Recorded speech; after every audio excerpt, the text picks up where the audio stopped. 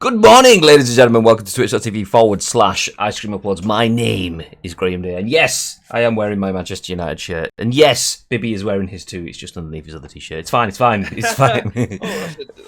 That's championship blue, that mate. You know what I mean? Championship blue. Sorry, let me just kill Bibby's camera. It's fine. Bibby, get a green screen. It's fine. I promise I will take good care of you, just like we did with Show. Good morning, Madge, and thank you very much for the host. Welcome in, Bibby. What does that emote say? It says, hello. Yeah, it does. Anyway, ladies and gentlemen, welcome into twitch.tv/Ice Cream Uploads. I'm sure you guys know already, but my name is Graham Day, and this is, I'm going to try it again without fucking it up, Hyde's own Tiger Woods. It's the man that we call We've Got Bibinho. Morning, Bib. That's me. Morning. For those of you who don't know, me and Bib are part of the Ice Cream team. We are Ice Cream Uploads, and in true Ice Cream fashion, this is The Scoop, your daily dose of news from the world of video games and beyond. And some may say the UK's #1 video game podcast. That some is us, but people still say it counts. It's fine. It's fine. Anyway, we give you our thoughts and impressions on the biggest, the best, and the breaking stories from the world of video games, and we want your thoughts and impressions on our thoughts and impressions so we can create a backwards and forwards, a back and forth, because we turn this into a video podcast that goes into YouTube. That's youtube.com/Ice Cream Uploads, and then we also upload the audio version to iTunes, Spotify, SoundCloud, and Google Play. So feel free to get involved in the chat, just like Magic Man has already done this morning, because you guys are the voice of the people watching on demand. But Bib, a very interesting world of video games. I mean, before we get into the world of video games, a very interesting world of video game content on Ice Cream Uploads yesterday, and today, potentially, as well. I mean, we had 3 streams yesterday. We've got 3, maybe even 4 streams today, potentially. There's all the content, because we've got the Scoop right now, Masters of the League straight afterwards, where Ice Cream Uploads FC potentially win the championship and get promoted to the Premiership. Thank you for the ads! Thank you very much for the host. Danielle and I were going to play some Mafia. We also spoke about some Super Soccer Blast content as well on Friday. And then within there or thereabouts, there was Bibby playing Stalker. And so there's one might swap for another. But long story short, shitloads of content. I mean, absolutely. I'm not saying we're raising the bar, but my God, the bar has been raised. Well, it's weird, right? Because when I finish a stream and I come offline, I think, oh, that was a really, really good show, and then I look back at the week and I think it doesn't feel like we've streamed for that long. So we stream every single day, at least twice. Whether it's we start the day off with a Scoop, and then you go and do PUBG, or we do Masters of the League. So it's weird to think that we actually put out like 6 hours of content a day, and that's just video. Like we have the podcast that goes out on the same day as well, just after the Scoop's finished. So it's weird knowing how much content that we actually create on a daily basis. Yeah, it's when you've got good content. And when I say good content in terms of, I mean, that's obviously, you guys might think it's fucking shit, but I mean in terms of content that you enjoy creating, and doing things like Master of the League is good, because when we get the likes of who's there in the chat that says content. So when we've got people like Ads, or even Madge, who was, Madge has been here pretty much all week through the Mafia content, through the Scoop, through Masters of the League as well. So once you've got content and you have people in the chat and the content resonates with them and their comments resonate with you, you don't even realise that you're pumping out 40 hours of content in a week or whatever it is by the time you get to it. So yeah. But Madge says, fully energised this morning. Let's go. Do you know what? I've got shitloads more energy because I didn't get up and do any exercise this morning. I said to Danielle last night, I was still feeling under the weather. I was like, do you know what? Fuck it. I'm having that extra hour in bed. And she was like, do you want a bacon butty this morning? I was like, fuck yeah! So she made me like a world-class bacon butty. I'm gonna show you camera, phone to screen. So if you're listening on demand, I mean, just imagine the sexiest bacon butty in the world. But look at the size of this bad boy. That's like a full-on bacon baguette, streaky back bacon kind of thing. A cup of coffee and my Yoda best dad ever cup, because, you know, Father's Day this weekend, standard. And anyway, yeah, so no exercise morning routine, having a day off from that. Bacon and coffee. Fuck the energy, I've got all the energies. Yeah, it's wonderful. Arms has just dropped in with FIFA gameplay now. Oh my god! Soon. But yeah, actually, it's a good point. Let me jump into the split screen as well, so we can see more of Bib. There he is. Hello. So, Arms has just mentioned FIFA gameplay. There was a pretty a pretty substantial amount of content that came out, even after we'd finished our streams last night. Or not after, while we were in our final stream of the day. So we were streaming a really good game. If you want to see a really fun stream that's less than a couple of hours long, go check out our Super Soccer Blast stream from last night, because that was really good. Super Soccer Blast might not be everyone's cup of tea. It's an indie football game, kind of in the vein of Sensible Soccer and that sort of kind of old school, but postmodern sort of style, new HD graphics. Anyway, we played it fecking amazing. Anyway, we were on stream with that, and we had Cyberpunk news coming out, which we'll touch on later, and then a few hours later than that, the EA Play Live stuff started. Sound like I was going into the voiceover man then. The EA Play Live. So yeah, that started a little bit later on, but I mean, this was like 5 p.m. Got a review score for it. Do you know what? I'm not the biggest fan of review scores. I used to be, but the nuances of games can get lost. So let me give this a quick think. So I've not really, in terms of fun, it was one of the best football streams I've had in a long time in terms of just pure fun. There was obviously bugs with it, things like being able to just run with the ball from free kicks and corners and so on. Fingers crossed the patch sorts that out today, because there is a patch dropping on Steam with the release and also on Nintendo Switch as well. Yeah, I would say if I was to play it on my own, I probably wouldn't have enjoyed it as much as I did with playing. It's definitely a social game, which the trouble with that is it doesn't have any online multiplayer. You have to play couch co-op, either physically or digitally through remote play together on Steam or remote play on PlayStation Network. But those absolutely make it. So with that, I'd probably say 8 or 9 out of 10. And most people see 8 as like average. 8 is, in my scale, is really good. I can't give it a 10 because there were some bugs. The bugs added to the enjoyment because we were playing for a couple of hours. I imagine if I'd played that for longer, maybe might not. If I was playing against someone else who was exploiting them, maybe might not. I'm not sure.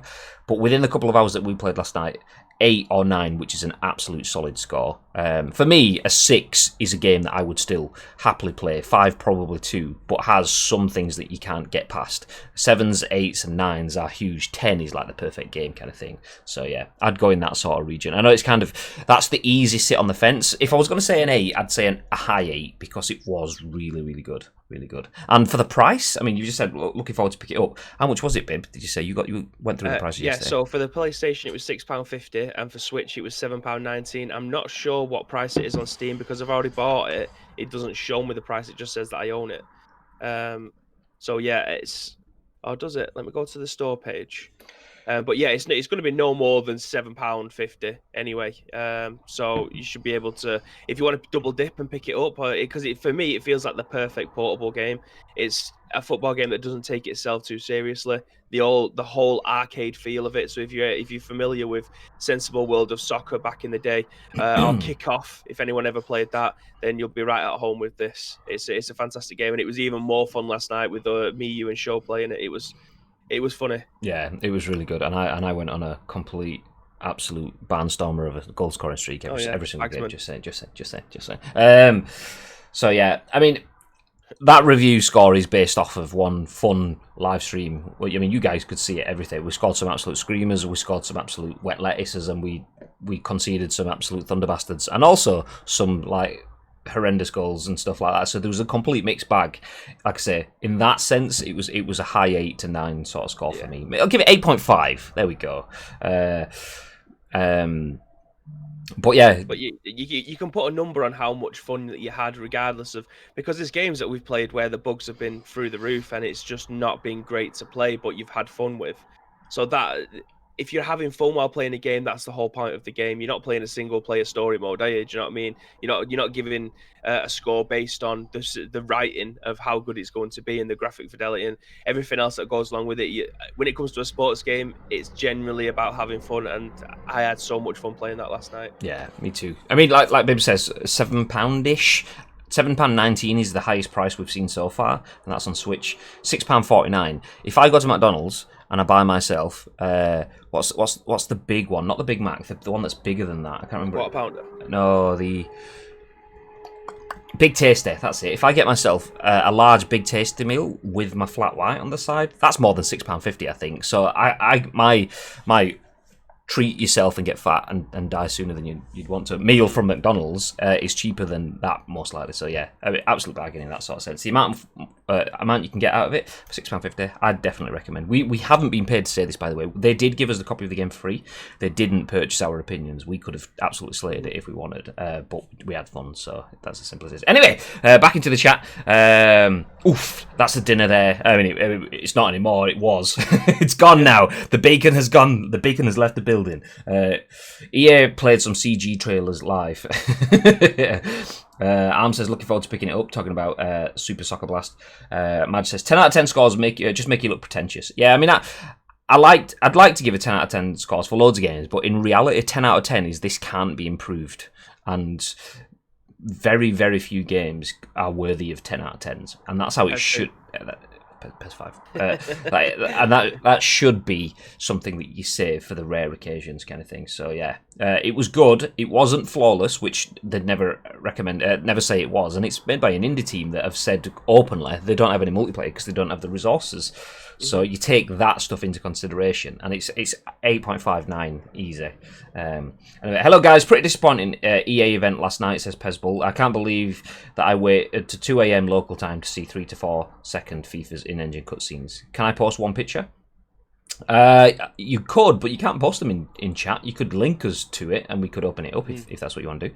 Fatman David, good morning, says, I'm not trusting of review scores because they are too subjective. If I went with what reviewers say, I wouldn't watch or have played half the stuff I do or have. Yeah, that's the thing. I mean, I used to love review scores as just kind of an ignorant young man in terms of like, is this the picture that you've clicked on? Yeah. I haven't clicked on it yet. I'll get to there in a sec. Used to love review scores as an ignorant and impatient young man to get an idea of whether something was good or not. But I can't remember which ones it were. There was some review scores for games, and they were either high and I played through it and I was like, or they were low and I played through it and I was like, oh, that's actually better than I expected. And I realised that, you know what, just because something is said by one or two other people, or even metacriticing by everyone else, your own experiences are subjective. So if you think something might have a hint of what you want from a game, even if everyone else is saying it's crap, give it a try. I mean, Bibby's the absolute what's the word I'm looking for? Absolute epitome of that. Bib plays all the shit games and loves them, so it's fine. It's fine. Do what he does. Arm says, Pezball, it was inevitable. They already posted a roadmap for the actual content in August. Yeah, that's the thing. I didn't expect to see too much last night. I was expecting teaser level stuff, and that's kind of what we got, really. Arm says, I see all the hype, even in Twitter. Maybe I was having too high expectations. I mean, that's the hardest thing. Okay, this is my kind of reference, especially with me mentioning burgers as a reference point for whether you should buy a football game or not. This is quite on brand. This is the link from Pezball posted in chat. Ads versus reality. Ads as in adverts, not ads plays in the chat, because you know that's advertisements versus actual Whopper. I mean, to be fair, I'd eat them both. Yeah, I mean, I absolutely would, 100%. I mean, I'd have a couple of the actual Whoppers on the side. Just give me a couple of those, it's fine. Connoisseur of fine poop games is Bibby. He is, and there's nothing wrong with that. There's nothing wrong with that. But anyway, let's jump in. We'll keep dancing around them, looking at images and saying our own things, but let's jump into the first bit of news of the day, focusing on EA Play, which we're going to do for the majority of the show today. Nick Statt for The Verge says, here? It's like, I turned Welsh, said, here are the 5 biggest announcements from EA Play Live 2020's press conference. Crossplay and Steam support, a Star Wars Squadrons gameplay trailer, and a new skate game, which has only been put in because Tony Hawk's Pro Skater has just been released, and EA like, fuck, we can make money off this, not because they actually care. I'm joking. This year, Electronic Arts, like many of the giant video game publishers, switched from what would normally have been a massive E3 press conference in Los Angeles to a virtual-only event called EA Play Live. The event kicked off at 7... I've just hidden the article off screen and you're watching me read. Fine. Good plan, Graham. It's like what's Jack and Ori? You all come sit in the corner while I read you a story. Job's good.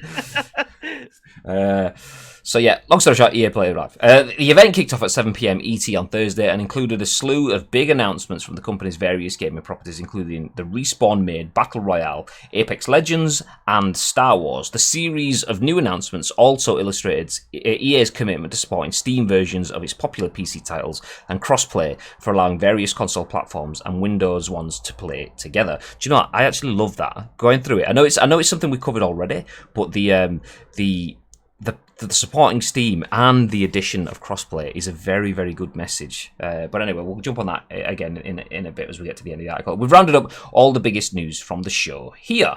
So first up, Apex Legends is coming to Nintendo Switch and Steam and adding crossplay support.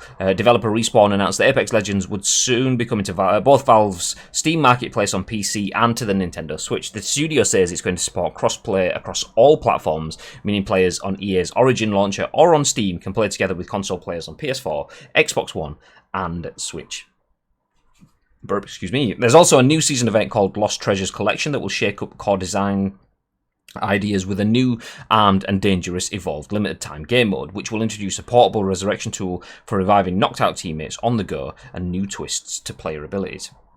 EA is bringing The Sims 4, Titanfall 2, and more to Steam as well. Following its push to support more platforms on PC, EA announced it would bring A Way Out, Dead Space 3, The Sims 4, and Titanfall 2 to Steam alongside Apex Legends. This is a notable change in direction for EA, which has previously restricted PC versions of its games to its Origin platform. Rocket Arena is an all-new multiplayer hero shooter coming July the 14th, and EA's latest multiplayer game is launching on July the 14th for PS4, Xbox One, and PC with support for both Origin and Steam on Windows. It's a hero shooter in the vein of Overwatch with a cartoony aesthetic and a cast of 10 characters with unique abilities. The game was first announced a year ago, and now it's poised to launch in less than a month.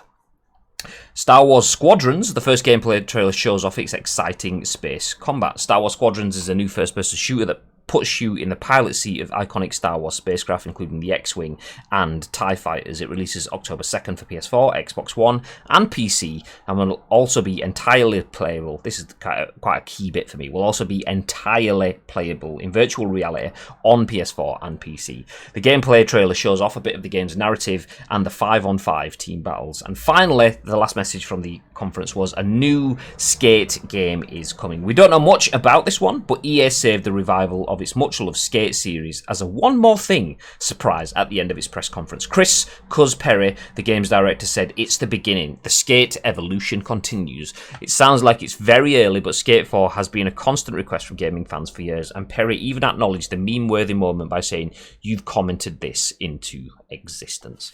So, quick run through again. So, Apex Legends is coming to Switch and Steam and has crossplay. The Sims 4, Titanfall 2, and more games are coming to Steam. Rocket Arena is a new game. Star Wars Squadrons gets its first trailer, and a new Skate game is announced. Bib, lots of things to think about, and what are your initial thoughts? Well, mine was echoing what Spike's just been putting in chat. Skate 4, bend me over like a cheap whore. Woo! that was initially my reaction to it. I thought, perfect timing, really, considering Tony Hawk's was announced a little over a month ago. So that's interesting that we're going to have two skateboarding games back in the market again after having none for like 7 or 8 years. So that's very, very well. We're not going to talk about Tony Hawk's Pro Skater 5. We'll completely disregard that one. But yeah, it's interesting to see that we're having two of the biggest skateboarding IPs back in the market fighting out again. That's exciting for skateboarding fans. Or fans of skateboarding. I mean, the bit that I kind of mentioned tongue-in-cheek in there is a comment that I have seen quite a bit. I mean, I haven't seen much on social media regarding last night's announcements because I started watching the announcement, fell asleep, and then watched the rest of it this morning before we came live, so I've not had time to go digging through social media. But the bits that I did see regarding Skate are... what I said, EA have only started to roll Skate out now because they've seen the hype and the good favour from the community around the Tony Hawk's Pro Skater announcement. So is Skate coming back because EA wanted to make a Skate? Or is Skate coming back because EA realised that they kind of need to? One, because they're getting left behind in that sort of market. Or two, because there's money to be made there. Or three, just because, oh shit, they're doing it, so we should do it. What are your thoughts on that? I think it's highly likely that they've seen what Tony Hawk's has been cooking up for the rest of the community. So obviously, it's not a brand new Tony Hawk's game that's coming out. It's a remaster of the first and second game. It's going to be stuff that you played before, but just in the 2020 version of it, using I imagine, well, it is going to be a better engine, better graphics, better resolution, everything else that goes along with that. Skate is bringing it an entirely new game to you. I agree with what you've said and what Mad just said. Skate 4 sounds like it got greenlit hours before they filmed the event. I'm not sure when they filmed this event. It could have been last week. It obviously wasn't live because of all the overlays and the transitions and everything that went along with it. It was clearly filmed ages ago because of the cheesy conversations that they was having between each other. So I agree. Scripted banter! Yeah, I think this would have been greenlit around about a week or two after Tony Hawk's Pro Skater got announced. I don't think this has been cooking up for a while. I'll be very surprised if we see this next year. If we are going to see it, it'll be towards Christmas next year, and I still don't think 12 months is enough to make a skate game. But what do I know? I've never made one before in my life. I just think with everything that they've got going on with the new consoles and things like that, I'll be very interested to see if it comes out next year. Yeah. See, I think what could have happened is I think Skate could have been on the pile of games that they were kind of going to look at. We're definitely going to make one of those at some point, and it's like they'll have a big list of things. Yeah, this is one. When we've got space, we'll pull one of those off the list and we'll start working on that now. I think that's probably something they have had for a while. Obviously, people clamoring for new skates.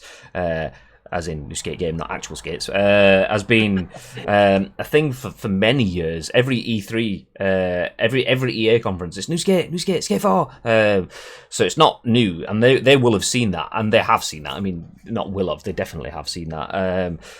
So it's not necessarily been out of their mind, but yeah, they've probably had their mind made up by everything that's happening elsewhere. Oh, we've got a bit of a lull. Oh, there's something else happening. Oh, we need to react to what's happening in the market now. We do have a property. We don't just want to let Tony Hawk have a free run at the market so that we can then... Because if they don't respond to that, not only are they losing out financially, but like I said, the goodwill sort of community sentiment sort of thing. If Tony Hawk is... like the new Tony Hawk game smashes it, then... You know there's going to be, look, you could have done this, and look at how good it's been for them. But if Tony Hawk absolutely craps all over it, like Tony Hawk's Pro Skate 5, was it 4? Was it 5? 4? I can't remember. It was 5. 5 that came out, that was shit. It's too many numbers. 3s, 4s, 5s. Yeah, if Tony Hawk absolutely shits on it, then you know they're just going to be, look, you could, this is all you've got to compete against, and you're not even bothering. Either way, they kind of need to put something out there. If they put out a good game, then they could either capitalise on Tony Hawk not being up to par, or they could ride the wave along with Tony Par. I mean, I should say ride the wave. What it should be is like ride the kickflip twist. Ride the rail. Yeah, exactly.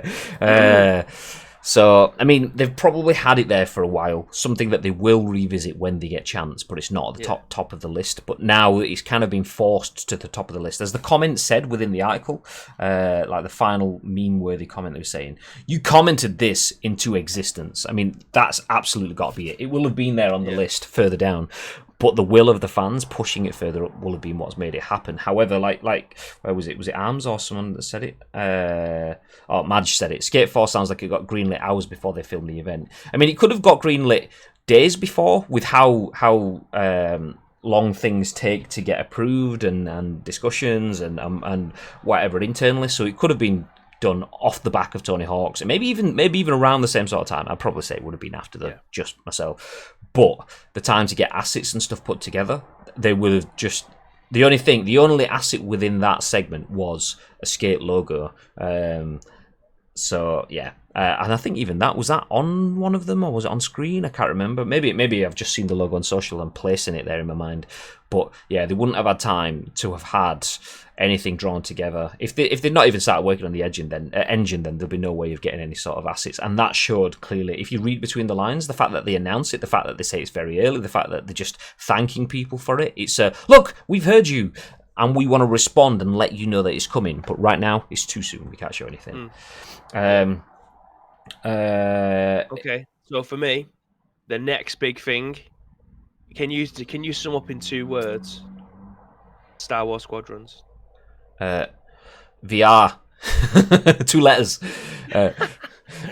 Fuck yeah! As I was watching the trailer for that, America. It looked amazing. And now this is definitely one game I can't wait to get back into the office and play with the VR, because it is going to be phenomenal. It ticks so many boxes as they were going Yeah. through. So you've got Imagine wearing our Corsair headsets. No sponsor. No hashtag sponsored, but you know what I mean. If wearing our Corsair headsets in the studio with that VR headset on with the big screen. Oh my god. Do you know what? We need to also speak about sponsors. Let's get hold of GT Omega. Let's get us a couple of cockpits set up. We'll full on sit there. I mean, it might look like racing cars from the outside, but on the inside, it'll be fucking TIE Fighter and X-wing to fuck. We need to imagine if it got compatible with like Flight Simulator, so you was using the big stick or something like that. That would be amazing. Yeah, Luke and Bib both separately sent me links to Star Wars Squadrons when it was like first announced on Friday, was it last week, whenever it was? Or was it the week before? I can't remember. Anyway, and my first comment was, get me in VR and I'm sold. And hearing them say yesterday, like, so when I say it ticks so many boxes, you've got the Star Wars like space dogfights that everyone's wanted to do. And if you're a Star Wars fan, that is, everyone's wanted to be involved in one of those space dogfights because they look shit hot. Got that in multiple formats, so just straight up sort of like team deathmatchy sort of things. And then you've got like the play the objective sort of games as well, which is cool, that's fine. But as well as multiplayer, they then have single player, a full single player campaign where you're dancing on both sides, be it the Empire or the Rebellion sort of sides, or it's not just that as well. Everything from start to finish is available in VR, and that bit was the bit that kind of ticked it off for me. Because, like I said, I mean, I don't have a VR setup. We do have one in the studio. I don't have one here, but I mean, I'm absolutely stealing one from the studio, and it's now mine, and I'm going to keep it forever. Early. Unlucky. But yeah, everything. Some games will have a VR segment, and that, I think we've had it with Star Wars before. This bit's available in VR as a separate download kind of thing for 5 minutes. Seeing something of that quality being beefed out, like from start to finish and fully considered. Oh, yes, please. Yes, please. I mean, we started to get a full hint of, I want to say next gen for VR. I mean, technically, it's more like this gen, or not even quite this gen, but VR is so complex to code for. Seeing something of high caliber in VR is rare. So seeing Half-Life Alyx followed by news of Star Wars Squadrons, which comes out in October as well. Yes, now we're starting to get to the point where VR isn't just for the select few that are kind of like trendsetters or full-on advocates. It's starting to get to the point where, do you know what? If you like video games, VR is a viable option for you as well. Excuse me. Spike says, I don't think Tony Hawk's made the impact suggested. I think they've had it planned, but with Tony Hawk's been announced, they knew they could ride the wave of hype, maybe hijack it all. Tony Hawk's shit, has been for years now. It's just too OTT. Skate does OTT, but also adds the real elements of skating that people love.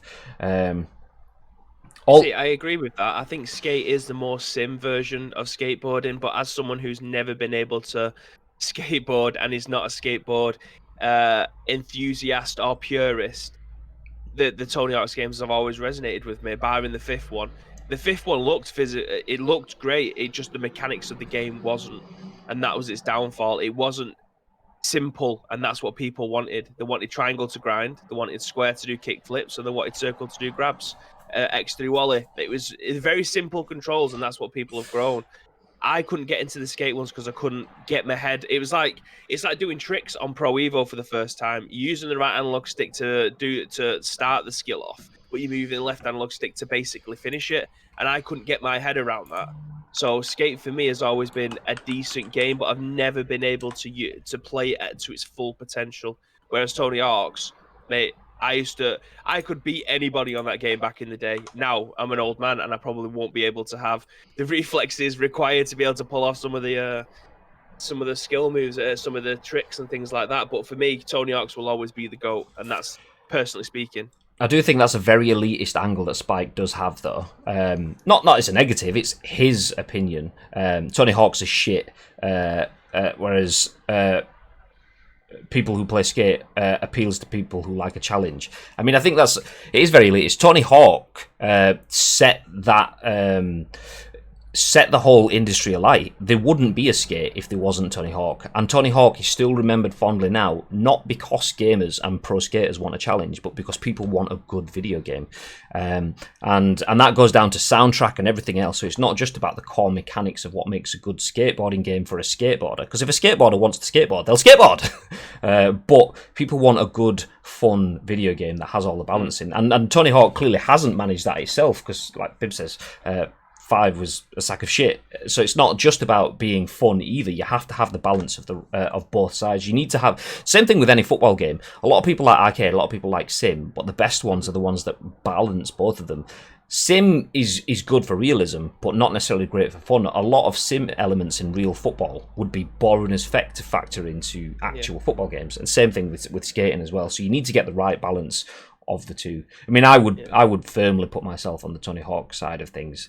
On the arcade stuff. Well, and not just that, it's for the soundtrack as well. It feels like the pop punk side of Tony Hawk's was amazing, but then you always had the hip hop side of skate. It was so weird, like the two completely different contrasts of skateboarding games. It's like skateboarding wasn't real, and they've just gone off and they said, okay, this is the mechanics. You go away and do two things. You got the arcade version, and then you got your sim version. Very much, and this is moving completely away from it, but the golf kind of thing. So you have everybody's golf, which is completely arcade. Like there's no sim to that game whatsoever. But then you play the golf club, and you read in greens, you read in the wind, you're using the right club to get to as close to the hole as possible, like you would in real golf. So it's taking the core mechanics of what the sport is, and then building on top of that. You can go one way, you can go the other. It's very difficult to mix them both. So I appreciate there is two different versions of each game. So yeah, like we've got Super Blast Soccer as the arcade version of football, and then we've got things like Pro Evo and FIFA that try to make a simulation version of those football games. It's nice to have a balance, and it's nice to have two different options, because like I was speaking to you last night, my brain was waiting for EA Play so I could watch it, but there was no way that I was going to play Stalker at 11 at night, because it's too simulated for my brain to rack my head around. I needed an arcade game to just play and take my mind off things for an hour waiting for EA Play to start. Sometimes you just need a different option to be able to enjoy what it is that you're going to be playing, and I think having arcade versions and simulation versions of games is the right way to do it going forward. If video game companies and developers have the time and the money to be able to put behind them, I do think there is money to be made from both markets. Yeah, 100%. 100%. Good morning, Grazite. Good morning. I'm working for an XR studio. If anyone's interested. XR? We need more info on that, Grazity. But good morning to you, sir. Anyway, Chopper's in here as well. Or is that VR? I don't know. Maybe it's XR or something. I don't know what it is. Going to be the ultimate trip down memory lane, says Holmes 96, when Pro Skater releases. Oh, 100%. 100%. Yeah. I mean, before you even get into it, just I mean, if they've got all of the menu sounds and the soundtrack, just hearing the menu noises and the soundtrack as you hit the home screen. Yes, please. Yes, please. I really hope they don't mess up Tony Hawk Pro Skater 1 and 2 remastered, says Chappersman, but 3 was the best one. See, I'd gone off it by the time we got to 3. 1 and 2 was it for me. At that point, I started to drop off. 3 was premium. Is Skate on Xbox, says Grazity. Nothing announced yet. Just the first announcement that it is coming. Because it's EA, it'll be everywhere. Nothing has been announced. Well, Skate was Microsoft exclusive. Oh, really? Well, I imagine that's not going to happen with this one. Spike says, haha, I may be a bit harsh. Yeah, Tony Hawk is shit. I mean, a little bit. I mean, that game single-handedly not only made skating games, but made Tony Hawk's career. I mean, Tony Hawk did an interview where people were saying, "Oh, you're that guy from that Tony Hawk game," and it's like, no, I am literally Tony Hawk. And it's like, there was me, and then there was the game. It wasn't the other way around. But Tony Hawk, the Pro Skater series was so successful that made his career as well as a genre for skating games, because they were kind of all a bit pants before that. I still listen to all the soundtracks though. Yeah, you get them right. Absolutely. Like Goldfinger, Superman is probably one of the most iconic Tony Hawk's soundtrack songs in the world. Like as soon as someone says Tony Hawk's to me, I just imagine Goldfinger playing in the background. Superman. Oh yeah, 100%. Less Than Jake, Zebrahead, Goldfinger, KRS-One, Body Jar, Rage Against the Machine. Yeah. But that's my point. Skate was fun for both sides, gamers and skaters. Tony Hawk really rubbed up some skaters the wrong way. It might have done, but Skate will probably rubbed a bunch of people up the wrong way. All in your opinion, though, obviously, naturally. Skate has rubbed everyone up the wrong way because they didn't come out until Tony Hawk started doing something. So which one's the good one? Tony Hawk's Underground 2 for me was... I love that game. I mean, the dawn of Tony Hawk kind of set off my, like... Did anyone ever watch? I don't even know if it's still in Sky anymore, but they used to have like extreme sports. So they used to have all the skating competitions and stuff like that I put on there. But then that kind of moved on to the Bam Margera era of like Viva La Bam and Jackass and stuff like that. That whole time capsule for like what felt like my entire childhood. When Underground 2 came out and you could play as Bam and you could either represent Team Bam or Team Tony. That was amazing. I absolutely love that. And mixing both of those together, massive. Good morning to Jenkins. Whatever Bibby just said, I agree to the fullest. To the fullest! Sup, fellas? Yes, Jenkins. Good morning, sir. Look at the tech used on The Mandalorian on YouTube. Do you have a link? Drop a link in the chat. I'll take a look. Other announcements, though, that came out of EA Play Live. Obviously, we've spoken about Skate. Star Wars Squadrons, we've spoken about already because of VR and not only that, it having a bit of everything. The bits, not even about the specific games themselves, the bits that I was quite more excited about for long-term permutations as opposed to instant fixes in terms of getting your hands on it were crossplay and Steam. Those were kind of the big things for me because that's EA taking a switch away from we're not just focusing on Origin, we're not having our games on our launcher on our terms and conditions where we play. Forget where you are on Steam and whatever. They're only in our environment. That's them taking a step out and say, okay, fine, Origin and Steam, they can be two separate things. That kind of almost signals the end for Origin for me. Maybe not. I would argue with you, yeah. I would agree with you. I think it would be the end of Origin. There is no way they would give up their licenses from Origin to go to Steam without the thoughts of closing that down. Yeah, I'd say 12 to 24 months, maybe shorter, maybe longer, we could see Origin get phased out. As okay, EA has announced the cessation of Origin as a standalone launcher. Any old titles will still be able to play, but there won't be anything new. They will now come out on Steam. Maybe not. Maybe they've got different plans. Imagine if Steam bought the licenses for Origin, and that's why they're moving them over, and we just don't know that. Because and some of the games I've read somewhere on the internet, which is obviously a deep and dark place sometimes, that you still need Origin to run the games, and that would make sense if all the servers are based for the PC on Origin. So you'd still need them both installed, but you'd be able to launch the games through Steam and buy them through Steam instead. So it'd be interesting to see if they've actually bought the Origin license and just used that part as whatever they need it for. I'm not a tech guy, so I don't know how how it all works. But as just a blank canvas, if I think Origin is the servers which hold all the games, and that's why you still need it to run. I imagine that's why it's still going to stay a thing, but they'll force people over to Steam. So just having, yeah. I'm not sure. It'd be interesting to see how it moves forward.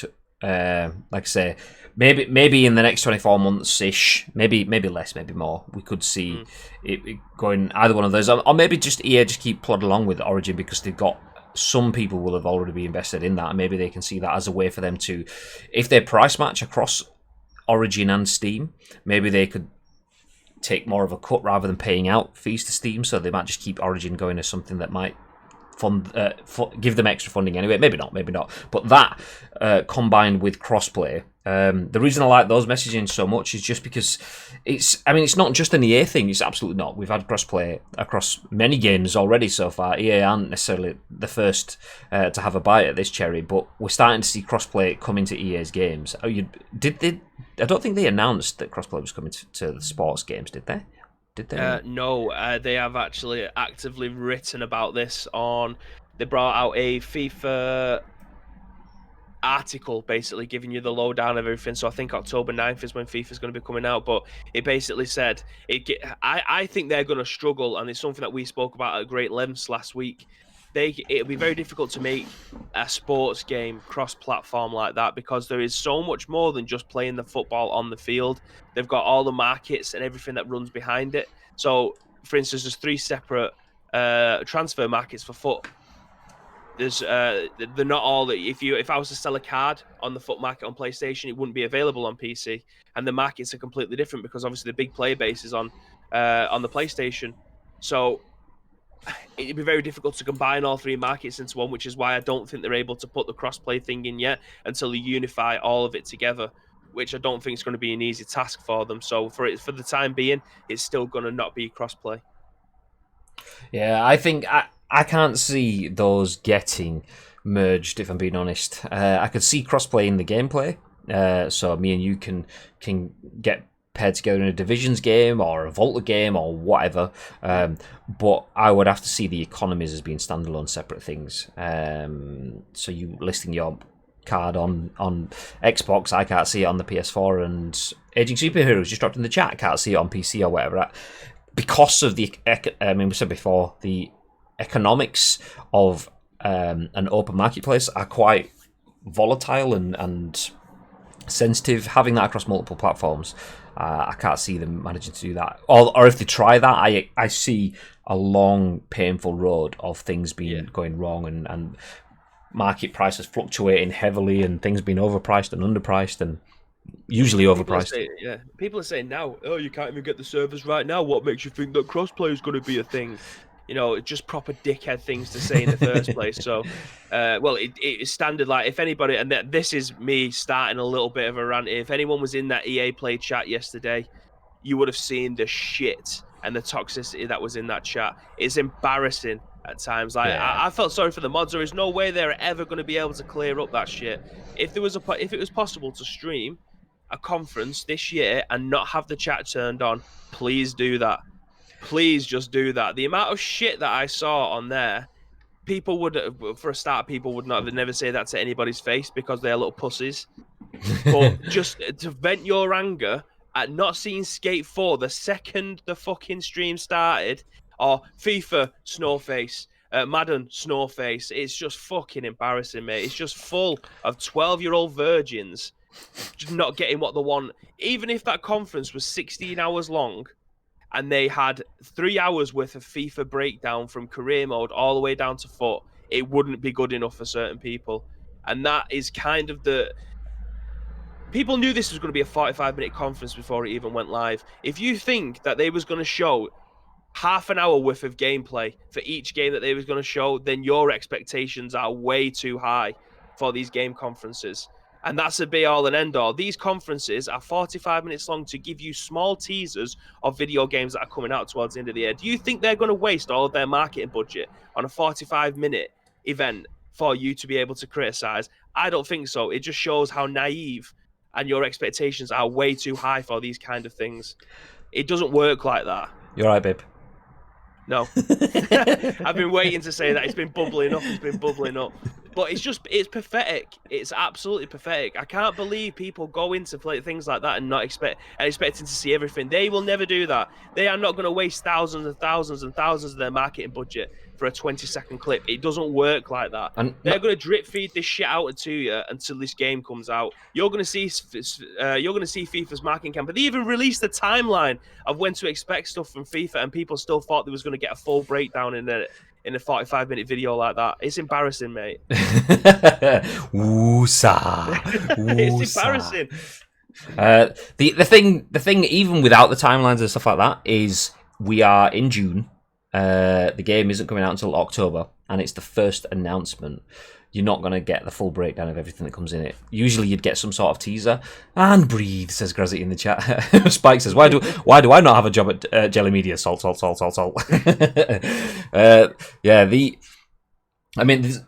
a number of bits to pick apart there. I mean, the people being pissy and moany in Twitch chat is kind of standard. I think they're probably... We're at the point where people realise that doesn't make that much of a difference anymore now when you've just got constant floods of negativity in a Twitch chat. they're all still sat there watching it, so people have the level of hype. So you have to kind of, rather than squashing it, if they don't let people throw that shit out in Twitch chat, they're probably going to tweet it at them on Twitter or something anyway. Yeah. So just let them sit there and watch it. You'll get their view figures. Your numbers will look good on the front page of Twitch.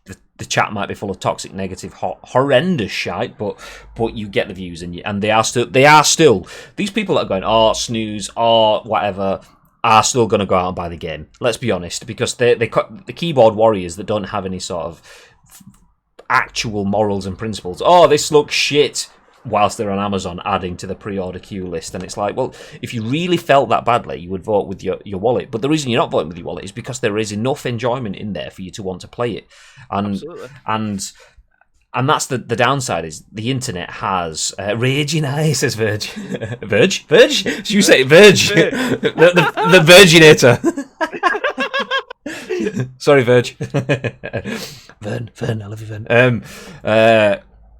Yeah, the thing is, the internet has a weird thing in terms of people will love something so much that they want to smother it to death, and that's the thing with online toxicity. It often comes from a place of love. I love this. I'm passionate about this game, and something didn't go right, or something didn't go right consistently, or whatever, and they lose that level-headedness. The element, the bits that you as a community manager, you look for community leaders, which are people in a community that help spread the messages of your game, not help spread propaganda and bias towards all the good messages, but help spread level-headedness. So if something's bad, why it's bad and why it can't be fixed straight away, but you would like to fix it, but you can't because it's a real world. Things have costs and so on. And community leaders are people that understand this, whereas Twitch chat, there's no way that, because it's so thick, so fast, and so plentiful, community leaders just get lost in that negativity. And like I say, these people will have started out as fans. They are in there because they want to find out more, they want to know more, but for whatever reason, they feel they've been burned to a point where nothing will appease them, so that there is that level of negativity that just festers and grows and comes out, and then it becomes an echo chamber. Then I say it's boring and looks shit, someone else says it's boring and looks shit, a third person says it, and that's it, it's fully qualified, so everyone starts saying this is boring and shit, even though deep down a lot of people probably initially were thinking, oh yeah, that's fine, and people go, no, it's not fine. They go, oh no, it's not fine, no, I don't like it, you've just said you liked it, no, but I don't like it now thinking about what he's just said, he's literally just said it was shit. So yeah, I mean, that I happily ignore all of the Twitch chat stuff because you just get shit. Even at Game Awards, we were watching, I think, the Golden Joysticks or something, which is a celebration of things that people have achieved across years. And Twitch chat was just toxic, sexist shite. Oh, 3 women on the couch, snooze, and it's like, what does it fecking matter if it's men, women, whatever? You absolute weapons. Spike says Tony Hawk's a shit again in the chat. Right, Spike, fucking sit down. I'm going to educate you. No, it's not like that. But people was like, I seen yesterday people having a go at Greg Miller. Now, I fucking love Greg Miller, and I will show an absolute bias towards him because I think everywhere he's gone, he's done a fantastic job. Well, one of my favorite places to get my content. I didn't see any of the negativity towards Greg. What were they saying? That he was doing a really shit job. His jokes are shit. He's not a very likable character. His energy was deflated. What? Yeah, exactly. Imagine saying that your energy is deflated against Greg Miller. Do you know what I mean? The guy, his energy is always 140% more than anyone who's around him, and it's people have an agenda against people that are probably usually in a better position than what they are.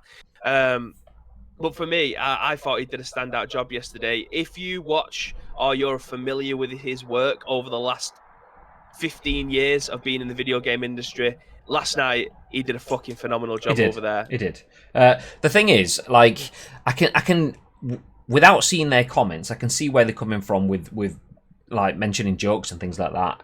But some of that will have been scripted. This has been filmed beforehand, and they're dealing with marketing approved messaging that's been gone through all of the PR train and so on, and some of it will have been scripted, so trying to make that sound natural and working with people in different studios remotely, as he was, I mean, I dare anyone to go out and make that look good, but he did as far as I'm concerned. He nailed it, and like you say, he came with that charm, that charisma and the passion for the games. So if anyone said that he was shit, then they don't know what they're on about as far as I'm concerned. Get out of here. Well, I watched Kind of Funny Games cast straight afterwards, which is why I stayed up until 2:30 this morning, because I wanted to get I wanted to hear their thoughts and opinions after the fact. And Greg was on that, so obviously clearly it was recorded. It wasn't as if he was in two places at once kind of thing, but he said that it was all scripted. Like, he managed to put his own twang on things and the way that he presents. I.e., if me and you was presenting it versus him, our way would be completely different, because that's the way that me and you are. We have an alternative style to presenting stuff. When we do the invitationals, there's no way that we'll be able to do the PES League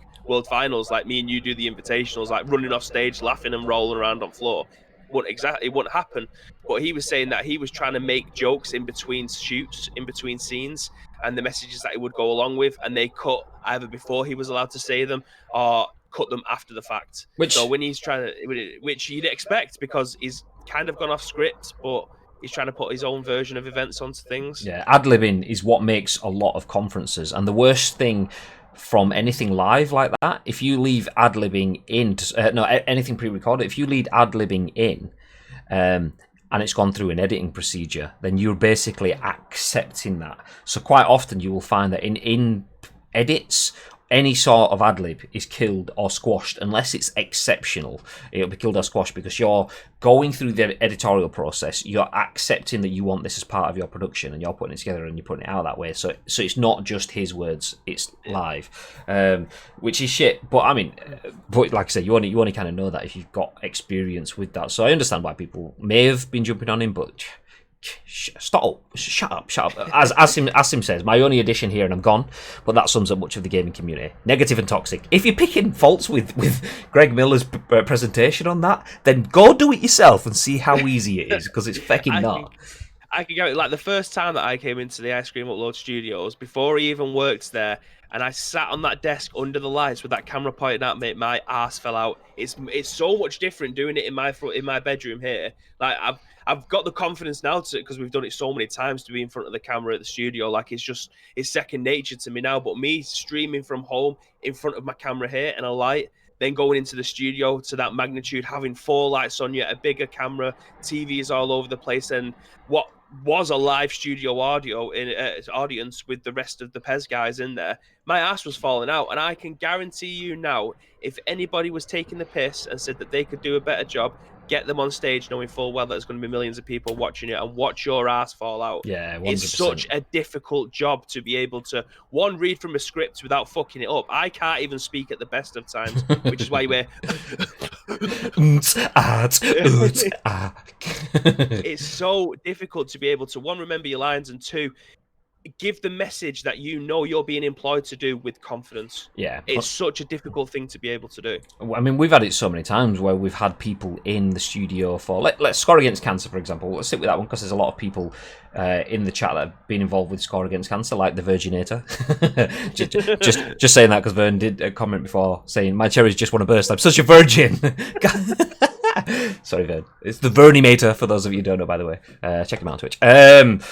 Yeah, so like we've had people sat there, and we've been casual, banterous, just having a bit of a laugh or whatever before the cameras go live. And as soon as the cameras turn on, everything in the room changes. Suddenly, everyone becomes a little bit more vibrant, more energetic, directed toward camera. Everything has a bit more focus. I mean, you wouldn't think it from listening to the Scoop in the morning, but still. I'm not even facing the camera 9 times out of 10. I'm staring at my screen. Yeah, see me. I'm looking over there or over there because I've got. You can't see it, but this is my Streamlabs setup. The reason I'm looking this way is because I have the almost like what we call confidence monitor. I have the picture, what's going out live on the feed now, so I can see if everything looks good. Down the side, I have the stream chat, so I'm looking this way. I'm not looking at you.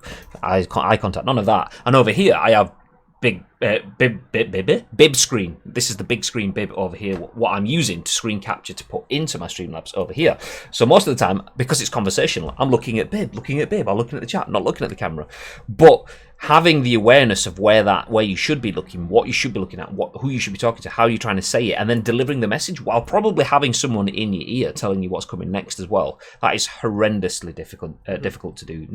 I implore anyone who thinks it's easy, that hasn't done it before, to stand up and do it, because it's not at all. I can do a lot of it. I'm not great at having someone talking in my ear when I'm talking, because I'm very, very good at doing one thing, but when it comes to multitasking, I'm shit. I'm proper shit. If you think it's easy, go to your local city centre, stand on a bench, and just read something from the back of a newspaper, and I can guarantee you will shit yourself. And that, multiplied by a million, is the kind of feel that you're going to get from presenting stuff. Like, that's not even without, like you say, people in your ear or a live studio audience or anything like that that goes into making a good content or good presentation.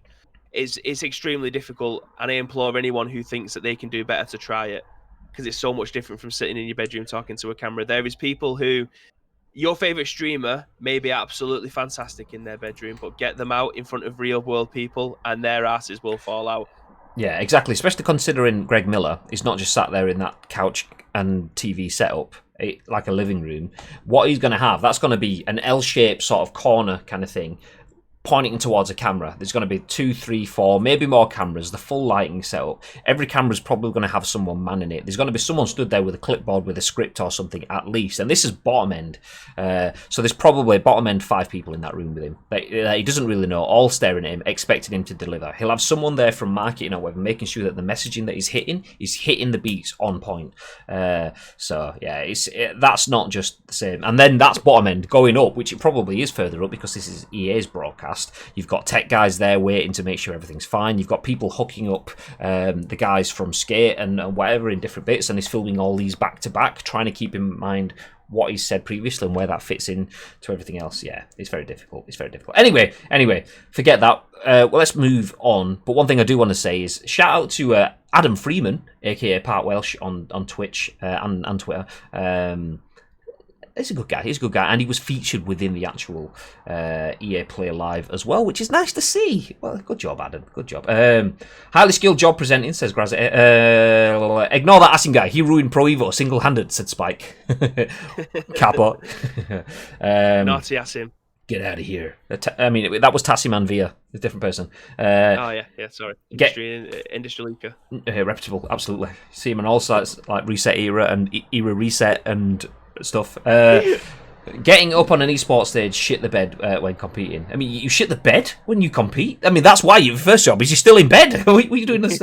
That's why I love my webcam. Why I move my webcam above my gaming monitor. See, mine is here. This is my gaming monitor where the camera is, and I have my I suppose my tech monitor here, which has got my Streamlabs, and this is just my additional monitor for like browsery stuff over here, which is fine. Usually I have it here if I've got my green screen on, because front cam, you get more used to the green screen space. However, I do actually prefer my webcam to be here on this monitor because I want that sort of profile view. Ideally, if I'm playing a game, I don't want to be sat face down looking underneath it. I'd rather you get more of a profile view of me so you can see more of my action and stuff like that. So generally, it'd be over there. However, it's here now because we have green screen and it's just faff moving it backwards and forwards and stuff all the time. If I put my webcam above my monitor, you'd see my bed, and more often than not, Samantha's lying in it. And as much as I would love to have more money rolling in, thinking this was like Chatterbait or Cam Girls or whatever, yeah, I've got a bit more respect for my wife than that. Yeah. Highly skilled job presenting, says Grazity. Plus, understanding the production behind it, floor managers, vision mixers, cam channels, sound line. Yeah, 100%. There's so much that goes into it, which is why it's funny seeing people slating a guy that has, what is he like, over 1 or 2 million, it might be 2.5 million followers on Twitter. You don't get that by being shit at your job, and his job is presenting. So yeah, go figure. David says the bedroom is literally your comfort zone, and that's the thing. A lot of people don't understand that content creators are literally people that have cameras in their bedroom. And they've made a success of finding how people react to it and resonate to it. Jobs are good. But I've worked with many content creators over the years. And you take, say, a YouTuber out of their home setup. This is a YouTuber that's got millions of people that follow and react to them, and ask them if you can just do them at like a one-on-one camera with a trained interviewer, and they're like, no, I'm not so sure about that. And it's like, you literally speak to your last video, which wasn't even your greatest one, it's one that you threw out, spoke to 6 million people. It's like, yeah, but I'm not really big on that. It's like, what? So yeah. Logan Paul is shit. You can do well by being extreme shit.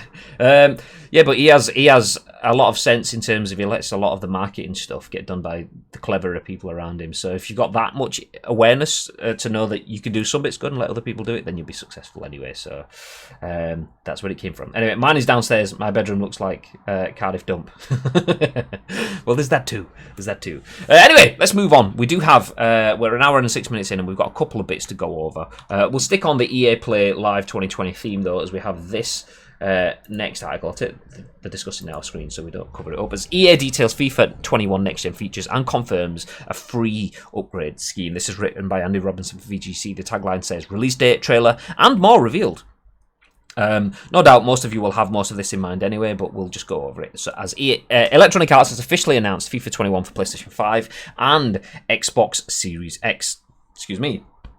FIFA 21 will launch worldwide on October 9th, 2020 for PS4, Xbox One, Nintendo Switch, PC via Steam and Origin, and will come to Google Stadia this winter, and Samsung fridges later in the year. That is not really there, I added that bit in, audio listeners. In an announcement premiered in its EA Play Live event on Thursday, the publisher said yet-to-be-dated next-gen version of FIFA would feature blazing fast load times, deferred lighting and rendering, enhanced animation technology, off-ball humanization, and more. EA also confirmed that FIFA 21 will support its dual entitlement scheme, meaning players can upgrade their copy from PS4 to PS5 or from Xbox One to Xbox Series X at no extra cost. I'll hit play on the trailer for those that haven't seen it. However, just like with Madden NFL 21, physical discs cannot currently be used to upgrade to discless consoles such as the PS5 edition, which is bog standard for me, but anyway. On the possibility of cross-platform play, EA said, "We don't have any news, but we're continuing to investigate its integration and will share any updates when we have them. All progress players make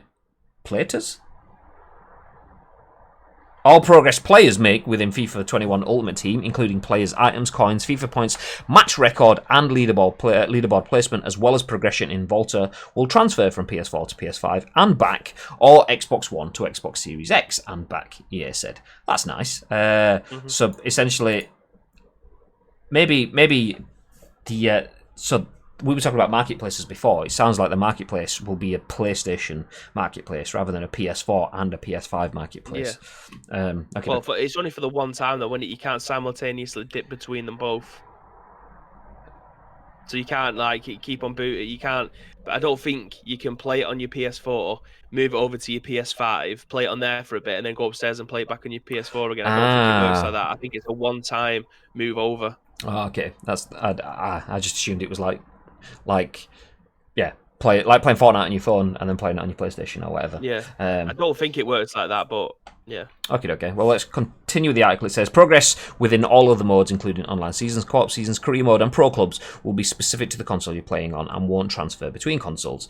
EA Access and Origin Access Basic members will be able to try FIFA 21 starting October 1st, and Origin Access Premier members will get full access to play. Fans can pre-order FIFA 21 to get early access to the game, along with other incentives. FIFA 21 on PC will be the same version as released on PS4 and Xbox One, while the Switch version will again be a legacy edition. EA had previously confirmed its intention to release FIFA 21 and other sports titles as planned this year, despite significant disruption to both sport and entertainment industries caused by the coronavirus. However, EA said in May its release plans were subject to possible further disruption caused by the COVID-19 pandemic, or potential postponements or cancellations of sports seasons and sporting events. In Europe, a number of football leagues have been cancelled due to the pandemic, while England's Premier League and Spain's La Liga have resumed in closed stadiums without fans. The possibility remains that the 2020-2021 season could also be played without the presence of fans. And then we jump into some screenshots. Final bits. CFO Blake Jorgensen said that while EA was being cautious around what could develop with sports leagues, it had seen positive engagement from fans even in their absence. We know today people are engaging with sport because that's what they love to do. If you're a sports fan, it doesn't stop, he said. And so the only way they're getting their sports engagement is through our games, and that's a huge benefit for us. But we don't know, because there's no precedent on this, what happens long term if any sports seasons get delayed any further. But we do believe that everything we're seeing now, particularly in esports, is that we can be a huge factor in helping people socialise and do what they love around the sports that they love. Thoughts, Bib? The one thing that stood out. Well, we've spoken at length about this anyway. But like the Nintendo Switch, is that going to get a Legacy Edition again? Yes. Or is that going to be a full? Did he say it in this? Yeah, FIFA 21 on PC will be the same version as released on PS4 and Xbox One, while the Switch version will again be a legacy edition. Okay, cool. Right, sound.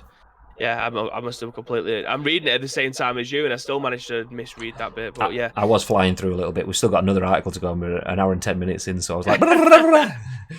Well, the thing that makes me laugh the most, is people shit on Volta all the time. But guess what, ladies and gentlemen?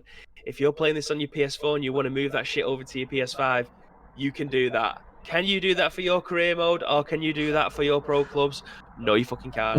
So will people just put some respect on Volta nowadays? Like, I don't understand the hate that it gets.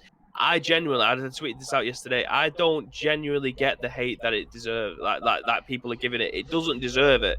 Like, people are shitting on it because their favorite YouTuber or their favorite content creator or their favorite Twitter personality gives it shit, so they think it's acceptable to give it shit as well. Unless you've tried it yourself, yeah, fair enough. The storyline's cheesy as shit, but the actual gameplay and what you can do with the divisions, and you beat someone, you could take one of their players, and he's got a battle pass. Like, what more do you need from a football game? It's 5-a-side. If people have been crying out for FIFA 97 to bring out like another 5-a-side game, we've got one here. I don't understand the shit that it gets. But yeah, I quite like Volta, if I'm being honest. But there we go. Graham, we'll put it this way: me and you'll both be transferring over our Volta gameplay over to the PS5 this year, and all you guys that are still playing career mode, all pro clubs, unlucky, because you ain't doing shit. You're starting again, boys. Bibby's out today. He's angry, fucking windmilling as he comes into the stream. Crazy Ivan says that's good to get the upgrade if you are a FIFA player. Wonder if other sports games will follow the rule of upgrade. Spike says I bought FIFA on the Switch and it's god awful. I've only played FIFA on the Switch in Cologne Airport on Bibby's Switch last Gamescom, and it was all right. But we're playing with half a controller each, aren't we? You're not going to get a full football experience on half a controller. It's like playing fucking FIFA 94 again. But I mean, I've got FIFA 18 and I still play it now. I get what I get out of it. It's got a career mode, and Ultimate Team still works on it. Lo and behold, I can still play matches on it. Comment from Chappersman says, wonder which year it'll be that the PC version gets the next gen treatment for it. Well, according to this, it says, FIFA 21 will be the same as PS4 and Xbox One. So it's definitely not this year. So you'd imagine FIFA 22 is where they get the PS5-ness, maybe. But yeah, I mean, it's weird that PC is always behind. I don't understand why that, but clearly the console is the focus. That must be where they get the majority of the purchase, majority of the in-game transactions, and so on. And less so on Switch, so that they're just throwing out a Legacy Edition, which is basically, there's a game, it's not perfect. We've called it Legacy Edition, which means it's not as good. But we want the money, which is standard. If people don't like it and they don't buy it, then maybe they'll stop making it, or maybe they'll actually build something better. But PC is the one that baffles me. I understand Switch being a different market, it's an alternative, whereas a PC is more of a like-for-like swap for a PS4 and Xbox One. So just having last gen and not next gen on something that has more ability to churn out next gen, I find that bizarre. Spike says I like starting again, but I also like Volta. Nah, it's terrible compared to the PS4 version. It's so basic. Okay.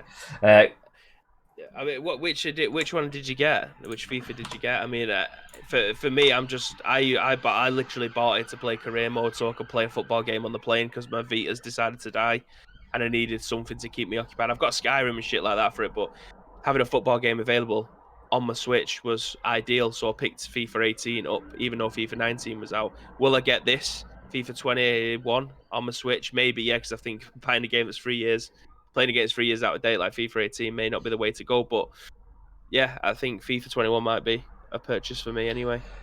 Spike says PC can be hacked. I think that's what it is. I mean, I'd much rather play it on my new PC. I'm not sure it is for the hacking. I think it's more the sales point of view.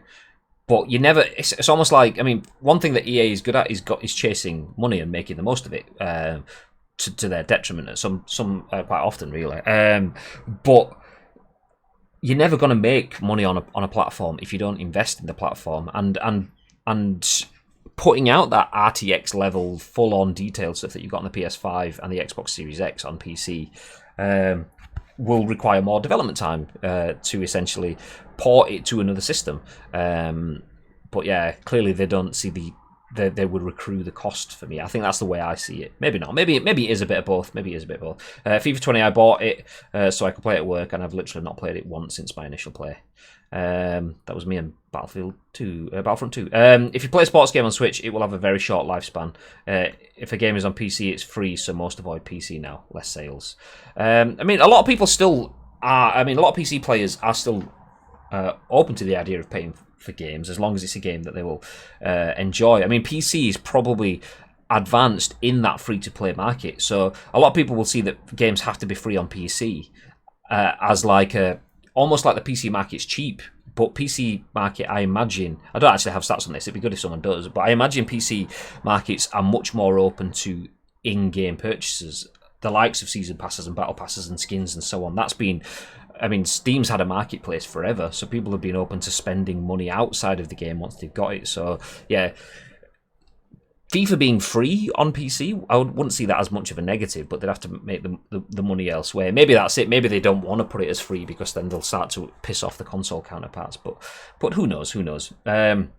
Yeah, but sales are affected by people hacking the game to get it for free. I agree with that the console is more important because of sales. Yeah, 100%. Anyway, speaking of consoles and sales, let's jump into our final news article, which we'll fly through. I would have liked to have given it a little bit more time, but needs must. We've got to get into Masters of the League. We're about to win the league, so we need to fly through this. Cyberpunk 2077 is to get a more robust upgrade on PS5 and Xbox Series X that's also free for all owners. This is written by Sherif, Saed for VG247, and it's a fresh post this morning. CD Projekt Red plans to enhance the next-gen version of Cyberpunk 2077 further.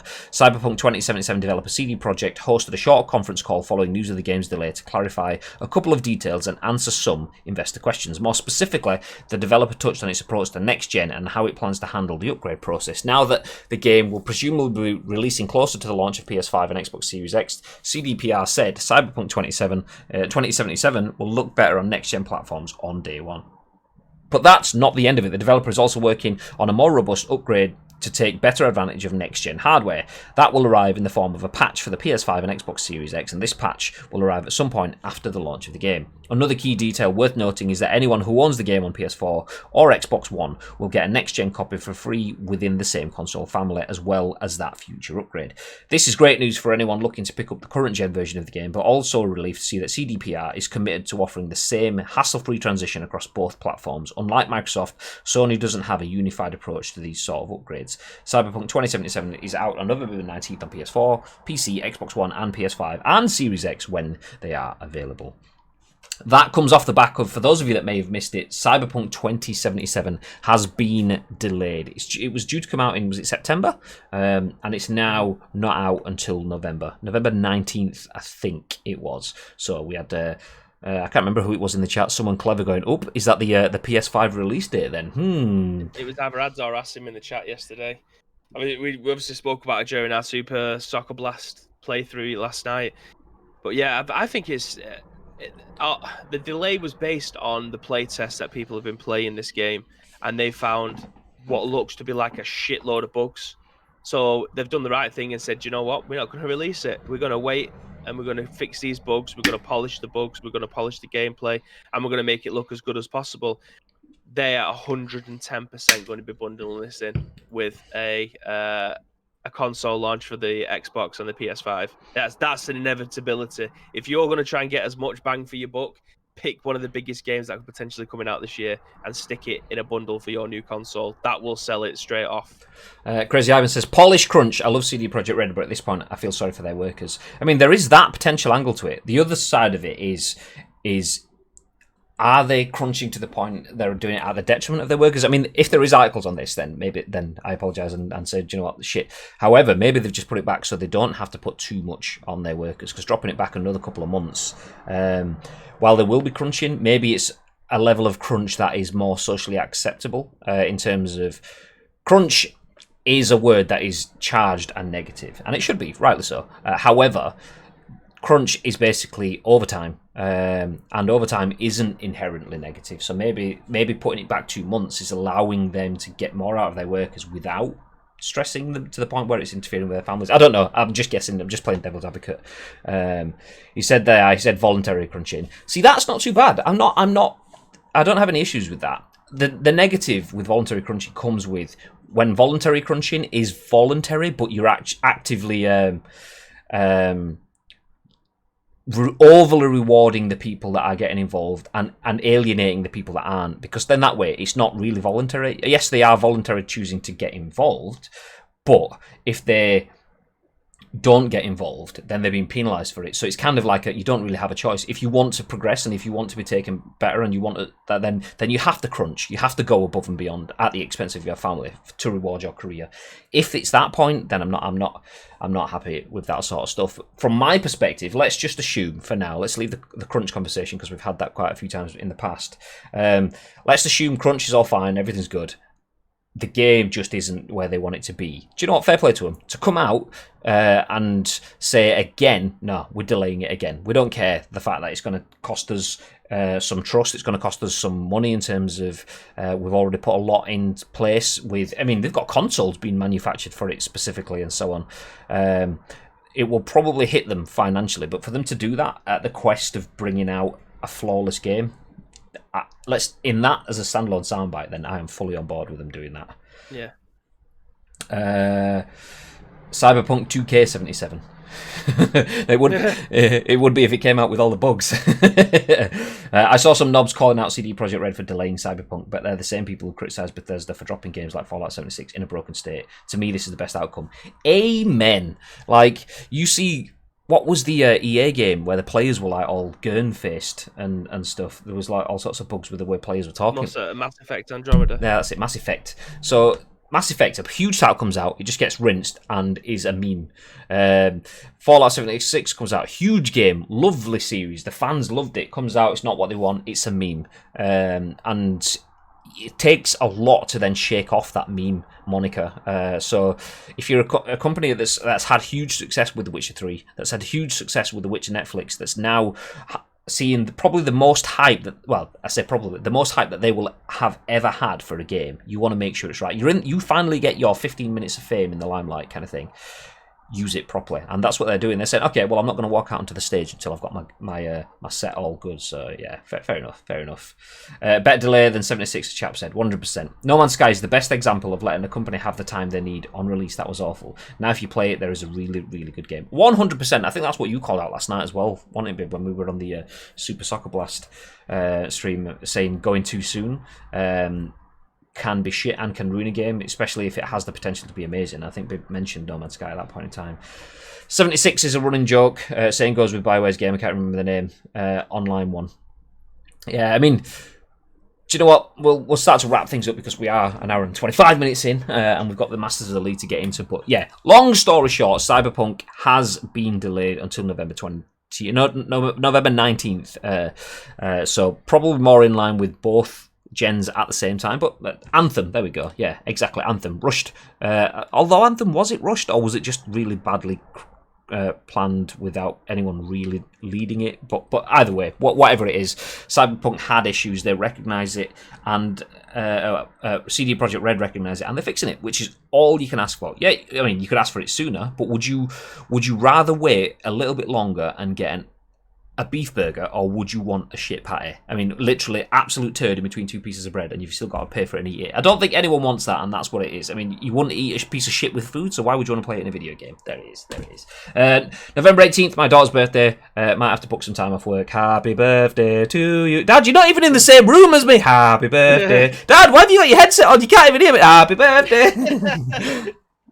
Fallout 76 is really good now. Storyline is one of the best in a Fallout. There you go. If they'd have just taken the time, then that line would be all it is. One of the best Fallouts ever. Not, it's really good now. And that's the bit that goes with it. It will always be a shit patty. There you go. They wanted to avoid a shit party and they wanted to bring their full-on Five Guys game. There we go. But anyway, we're going to wrap things up. Thank you very much, everyone, for dropping in.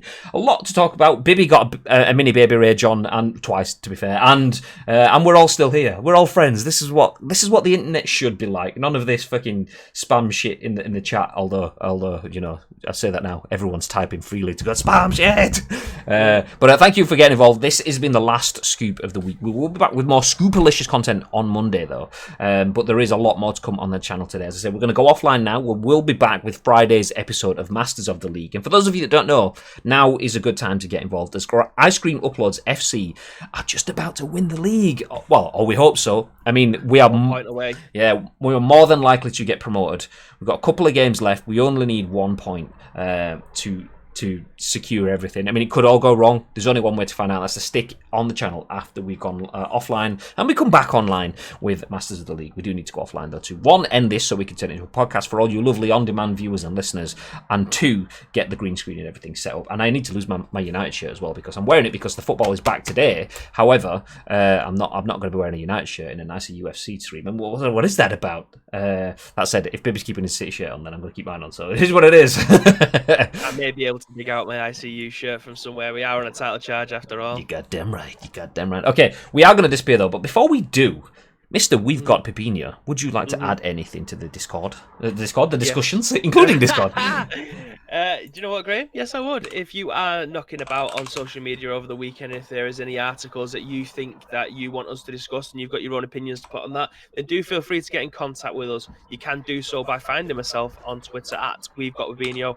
and there's Graham over there, so it's at Graham_day. And of course, if you want to tag in Ice Cream Uploads, we'll take your thoughts and impressions, and then give our thoughts and impressions on the very next show, which will be at what time on Monday, Mr. Graham Day? 10 a.m. Ish. 10 a.m.-ish. Ish. I've dropped the link into the Discord as well. Obviously, feel free to use that to drop us any stories that you want to be included in the show, as Bib just said, as well as the social links. But you can also use that for Masters of the League. If you've got any transfer targets, if you just want to have a bit of a chinwag about what the team looks like or whatever, we have a dedicated section on the Discord. I found that? The social links, do you mean? But yeah, we have dedicated sections on the Discord for pairs and everything, and within their transfer targets. And all the rest, feel free to influence our Masters of the League series from there. But that is it for now, and for this week's episodes of The Scoop. We will be back on Monday at 10 a.m.-ish with the next one. Until then, have yourself a fantastic day, and stay frosty. Stay frosty.